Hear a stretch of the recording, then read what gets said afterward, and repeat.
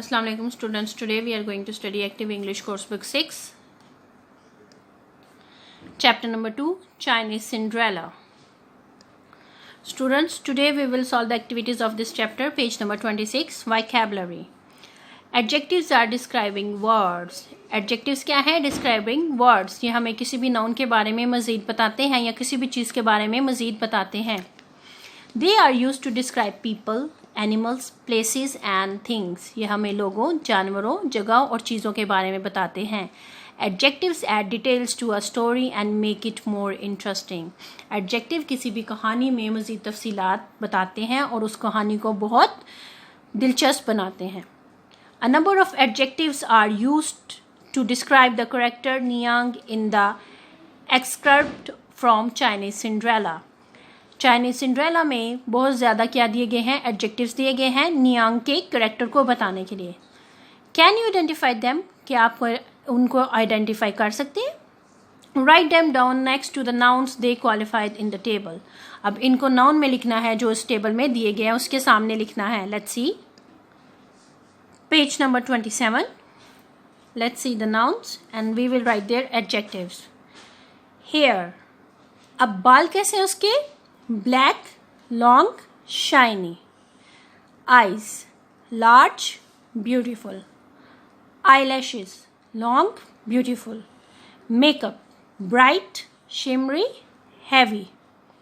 Perfume, strong, fresh. Activity D. Write a brief description of Aunt Baba using some adjectives in your list and focus the following aspects. Okay students, यहाँ पे हम of Aunt Baba using some of adjectives in your list.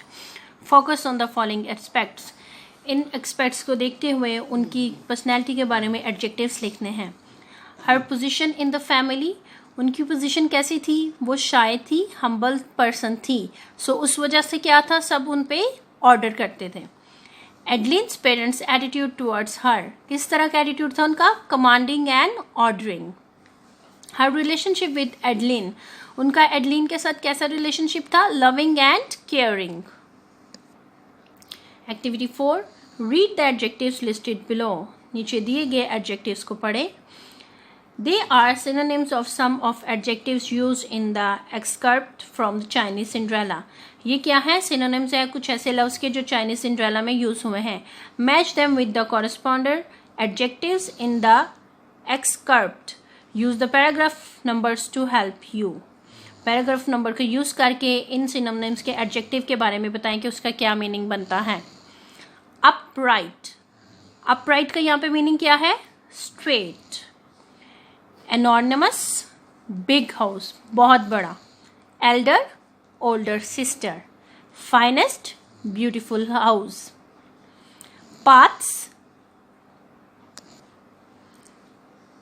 Big porches, जो लंबे रास्ते हैं. Attractive, पुरकशिश. Charming, gardens. Sloping, slanted tile roof, किस तरह से? तिरछा, जिस तरह एक ढलान बनी होती. मीक मतलब हम्बल. शाय, वो क्या थी? बहुत शाय थी, लोगों से ज़्यादा घुलती मिलती नहीं थी. Mild. Loving, caring and healthy. So हमने यहाँ पे क्या किया? आंट बाबा के कैरेक्टर को बयान किया. यहाँ पे हमने सिर्फ क्या किया? उनकी लेबलिंग की. हम इसको इस तरह से कह सकते हैं Aunt Baba was very loving, she was very caring, she was very healthy, she was very meek and shy and mild.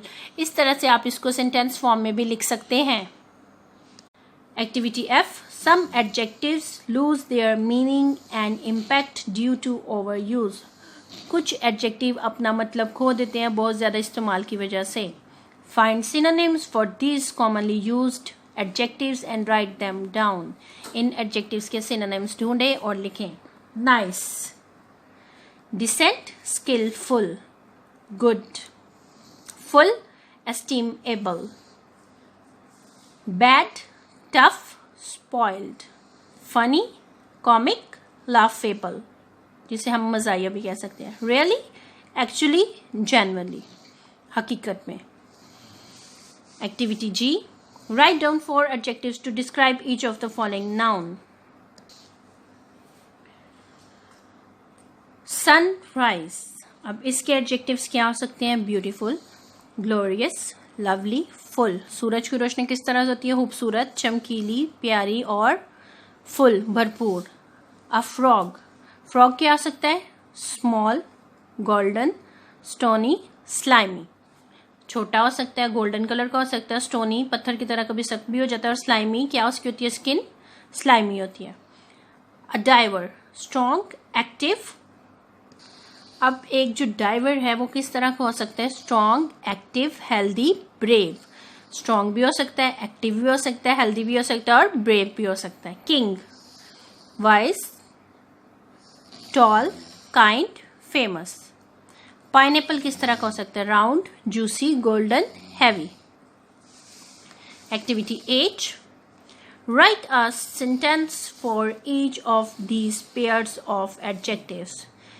Pair of adjective से सेंटेंसेस लिखते हैं। One example is done for you. Anonymous pink, an anonymous pink balloon flew past the window. एक बड़ा pink balloon क्या हुआ? खिड़की के पीछे से गुजरा। White fluffy, she has a white fluffy cat. उसके पास एक सफेद fluffy कहते हैं मोटी ताजी बिल्ली इस तरह की जिसके बाल जो है ना गिरे गिरे हो, इस तरह से fluffy cat. Tiny scampering, I saw a tiny rabbit scampering. मैंने एक छोटा रैबिट देखा जो क्या था? जमीन के ऊपर ऐसे दबे पांव चल रहा था। Fresh, colorful, the flowers were fresh and colorful. फूल बहुत ताज़ा और रंगीन थे। Lovely and happy, Ali is feeling lovely and happy. Ali बहुत खुश महसूस कर रहा है।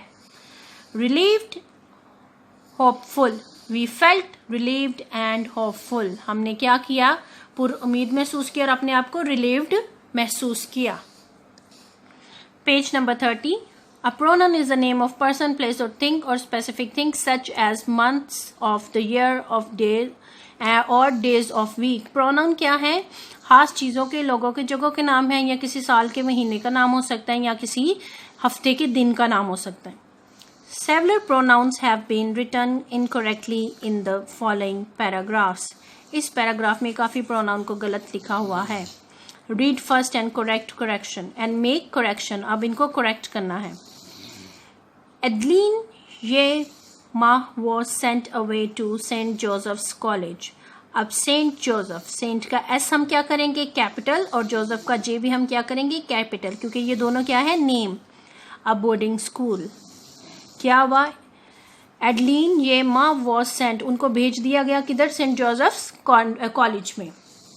Where she spent 3 years virtually cut off from her family, जहाँ पे उसने 3 साल गुजारे अपनी फैमिली से दूर रह के।